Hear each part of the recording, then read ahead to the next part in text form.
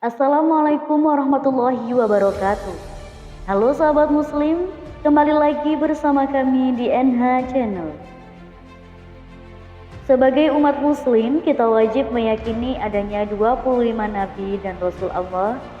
Salah satu di antaranya yakni Nabi Ibrahim alaihissalam. Berikut ini kami akan mengulas kisah Nabi Ibrahim yang tidak mempandukan. Tapi sebelum melanjutkan video selanjutnya, jangan lupa klik like, subscribe, dan tekan tombol lonceng agar tidak ketinggalan video berikutnya.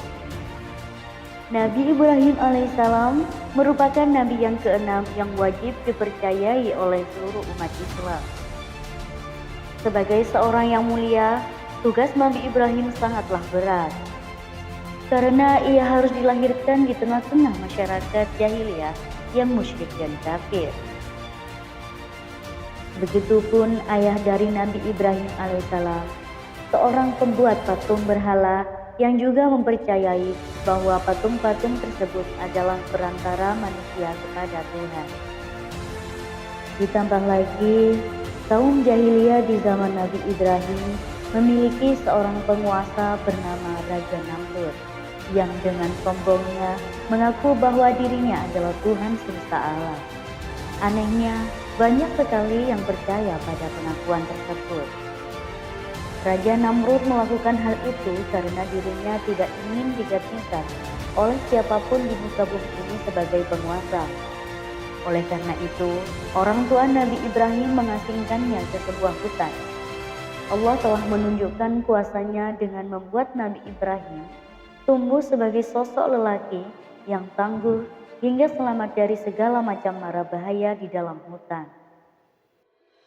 Sampai akhirnya dirinya kembali ke tengah masyarakat dan melihat semua orang seperti gila pada patung. Hampir setiap rumah dan tempat-tempat umum dipenuhi patung berhala agar dapat menyembah setiap waktu, termasuk di rumah ayahnya yang memang bekerja sebagai pembuat patung berhala. Semakin lama muncul pertanyaan di benak Nabi Ibrahim. Ia mulai bertanya-tanya keberadaan Tuhan dan seperti apa wujudnya. Kemudian Allah memberikan sebuah mukjizat kepada Nabi Ibrahim berupa pemikiran yang cerdas dan kritis. Allah mengutus Nabi Ibrahim untuk menyampaikan keberadaan Allah Subhanahu wa Ta'ala, serta mengajak semua orang untuk bertakwa kepada Allah dan meninggalkan patung-patung berhala. Nabi Ibrahim dengan memandang bulan dan bintang serta benda-benda langit lainnya seraya berkata, "Mungkinkah benda-benda itu Tuhan?" Namun Nabi Ibrahim meragukan hal itu, karena kenyataannya benda-benda itu dapat menghilang seiring waktu secara bergantian. Allah SWT pun berfirman dalam surat Al-An'am ayat 76 sampai 79. Ketika malam telah gelap, dia melihat sebuah bintang, lalu dia berkata, "Inilah Tuhanku." Tetapi tatkala bintang itu tenggelam, dia berkata, "Saya tidak suka kepada yang tenggelam." Kemudian tatkala dia melihat bulan terbit, dia berkata, "Inilah Tuhanku." Tetapi setelah bulan itu terbenam, dia berkata, "Sesungguhnya jika Tuhanku tidak memberi petunjuk kepadaku, pastilah aku termasuk orang yang sesat." Sejak saat itu, Nabi Ibrahim meyakini bahwa Tuhan bukan berupa benda langit maupun patung berhala. Kemudian Allah membisikkan sebuah perintah kepada Nabi Ibrahim untuk mengajak orang menyembah Allah Subhanahu wa Ta'ala. Hingga pada suatu hari, Nabi Ibrahim berencana memusnahkan berhala. Nabi Ibrahim mengambil kesempatan itu saat Raja Namrud melakukan perjalanan keluar kota bersama pengikutnya. Kemudian Nabi Ibrahim melancarkan aksinya, menghancurkan berhala-berhala. Namun ada satu berhala besar yang dipisahkan olehnya. Nabi Ibrahim meletakkan kapak yang dipakai untuk merusak berhala di pangkuan berhala yang paling besar itu. Saat Raja Namrud dan pengikutnya kembali, ia terkejut melihat berhala-berhalanya hancur. Raja Namrud sangat marah. Kemudian salah satu pengikut Raja Namrud yang tidak ikut pergi memberitahunya jika yang melakukan semua adalah pemuda yang bernama Ibrahim. Kemudian Nabi Ibrahim pun dipanggil untuk menghadap Raja Namrud. Sang raja berkata dengan geram, "Wahai Ibrahim, apakah engkau yang telah menghancurkan berhala-berhala ini?" Lalu dengan tegas Nabi Ibrahim menjawab, "Bukan saya, wahai raja. Mungkin berhala besar itulah yang menghancurkannya. Bukankah kakaknya masih berada di lehernya?" Sahut Ibrahim dengan tenang.